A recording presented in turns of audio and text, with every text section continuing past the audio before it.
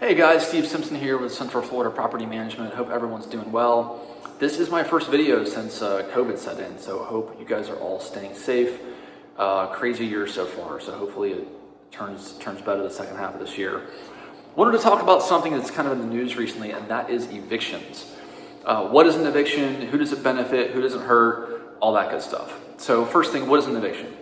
An eviction is the legal means by which a landlord gains back possession of their property when a tenant defaults on the lease. Typically it's due to non-payment of rent, but it can also be, they have a dog on the property that's not supposed to be there, they have someone living in the home that's not supposed to be there, maybe they're breaking HOA rules.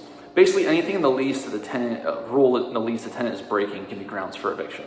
And what it is, it's kind of a long explanation, but effectively it's a means by which the court system and the law enforcement system is used to physically give the property back to the landlord.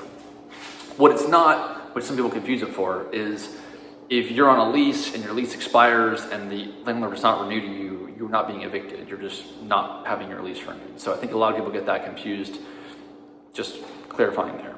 So who is it good for, who is it bad for? Who is it good for? Not really anybody. I know the media recently has kind of been portraying evictions as good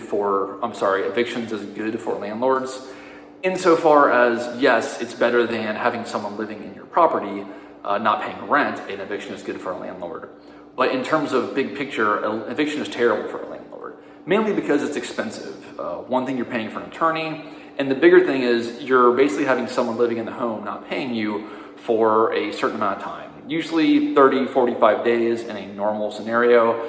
I've seen them go as long as 60 to 90 days, depending on kind of what's going on. So obviously every day the property is sitting there with someone not paying you is effectively a day that you're losing money, because you could be having someone in there paying you. So if it takes you 3 months for the whole process, you're basically losing 3 months worth of rent. So it's not good for the landlord. It's also not good for the tenant. There's a variety of reasons why, obviously depending on how far down the eviction rabbit hole you want to go.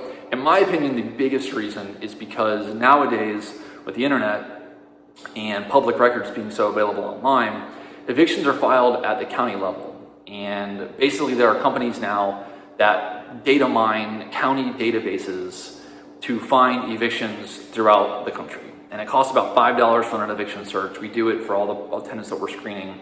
And we found evictions from, literally Alaska, Minnesota, Louisiana, obviously in Florida. And if you are a tenant that has an eviction on your record, it's really bad. It's pretty much the worst thing you could have on your record, short of some very, very violent crime. Because it's basically telling a person that you want rent from that at some point in the past you decided not to pay your rent, which obviously is the opposite of what landlords want. So how do you get around evictions? The easiest way, honestly, is just communication and reasonable compromise. We have people, regularly, not all the time, but it happens often, where people can't pay their rent for whatever reason, or have to break their lease early for whatever reason. And we almost never have to evict those people, because we can negotiate with both sides to where both parties are hopefully not harmed. The tenant does not have an eviction on their record. Landlord gets the property back without having to go through the eviction process. So the eviction process is the nuclear option, the dead last thing you want to do if you're a landlord to get your property back. So I think it's kind of important for both sides, both tenants and landlords, to understand that it's really not good for either side. And if at all possible, the best thing to do is to basically negotiate a compromise where, everyone wins, everyone loses, however you want to describe it. By the way, I should preface this by saying the way the eviction process works in terms of timing and maybe some of the other stuff is for Florida, which is where we're operating in. Evictions are handled state and county level, so it could be different in your state if you're not investing in Florida. If you guys have any questions, please leave a comment below or give us a call. Hopefully that, maybe dispels some myths or rumors you've heard about evictions. And yeah, stay safe.